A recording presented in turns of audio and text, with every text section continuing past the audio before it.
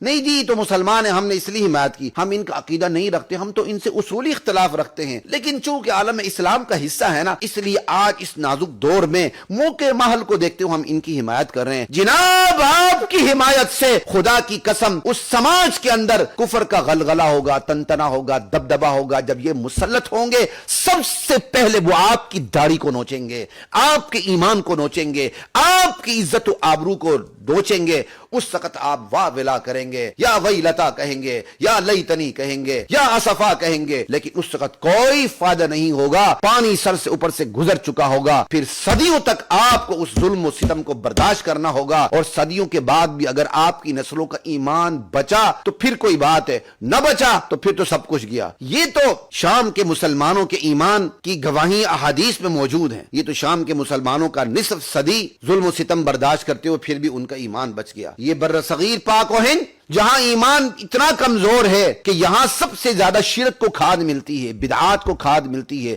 شیطانی نظریات کو کھاد ملتی ہے، وہ بھی اسلام کے نام پر۔ اگر یہ لوگ ہم پر مسلط ہو گئے تو پھر ہمارے پاس بچے گا کیا؟ ہماری تو نسلیں ختم ہو جائیں گے۔ کہ یاد رکھیے عقیدے کی حمایت اور مخالفت کا اثر جس طرح سماج پہ پڑتا ہے، عقیدے والوں کی حمایت اور مخالفت کا اثر بھی سماج پہ پڑتا ہے۔ آپ نے اچھے عقیدے والوں کی حمایت کی تو سماج کے اندر اچھا عقیدہ ہی پنپے گا، اور آپ نے غلط عقیدے والوں کی حمایت کی تو سماج کے اندر غلط عقیدہ ہی پنپے گا، اسی کو فروغ ملے گا۔ چونکہ وہ غلط عقیدہ رکھنے والے اگر آپ کے مقابلے میں سچا عقیدہ رکھنے والوں کے مقابلے میں ابھی تھوڑے ہیں، انہیں قوت اور اقتدار اور غلبہ اور تسلط حاصل نہیں ہے، تو وہ ایک حد تک آپ کے ساتھ نرمی کریں گے، بھائی چارے کا نعرہ لگائیں گے، لیکن اندر اندر سے وہ صلح کے رنگ میں جنگ کریں گے۔ جیسے ہی وہ آپ پر مسلط ہو گئے تو پھر وہ آپ کی تکہ بوٹی کر دیں گے، اور اس میں سب سے بڑے ذمہ دار جہاں وہ خود معاشرہ ہے جو توحید کے بارے میں اور دین کی بنیادوں کے بارے میں وہ اندھا ہوا، ان سے بھی بڑھ کر ذمہ دار وہ دین کے وہ علمبردار ہیں، دین کے وہ دائی ہیں جنہوں نے اتحاد امت کا غلط نعرہ لگایا، غلط عقیدے والوں کو مسلمان سمجھا اور غلط عقیدے والوں کی حمایت کی۔ امریکہ اور اسرائیل کے مقابلے میں ماشاءاللہ امریکہ جی یہ امریکہ سے لڑتے ہیں، یہ اسرائیل سے لڑتے ہیں، ان سے بڑا بہادر کون ہے؟ تو وہ آپ نے وہ حمایت کی، آپ کی حمایت کی وجہ سے وہ معاشرے پر مسلط ہو گئے۔ جب مسلط ہو گئے پھر انہوں نے آپ کو بھی نہیں بخشا، آپ کو بھی نہیں بخشا۔ خمینی انقلاب کے بعد یہاں جو مسلمانوں پر جو ظلم و ستم کا بازار گرم ہوا کہ آج تہران میں کوئی آپ کو مسجد نظر نہیں آتی، اور یہ ٹی وی پر لوگ بیٹھے کہتے آ جاؤ ہم مسجد دکھاتے ہیں، ہمیں پتہ ہے وہاں نماز خانے ہیں وضو خانوں کی طرح، ان نماز خانوں میں وضو خانے بھی نہیں ہیں، سر نیچے کر کے نماز پڑھتے ہیں واپس آ جاتے ہیں، بس یہ نماز خانے ہیں۔ باقاعدہ مسجدیں جس میں شاعر اللہ کا اعلان ہو، باقاعدہ اقامت ہو، باقاعدہ اذان ہو، باقاعدہ مسجد کی تمام سہولیات میسر ہوں، اجتماع ہو، نہیں ہے یہ کام پورے مجموعی طور پر تہران میں۔